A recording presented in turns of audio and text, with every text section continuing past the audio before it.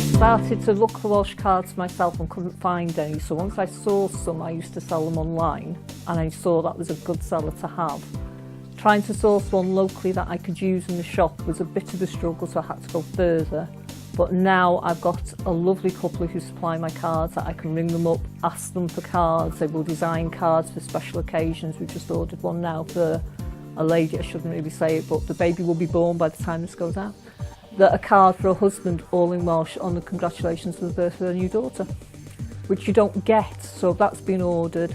So now I'm in the process of virtually every week ordering 200 cards and they're selling.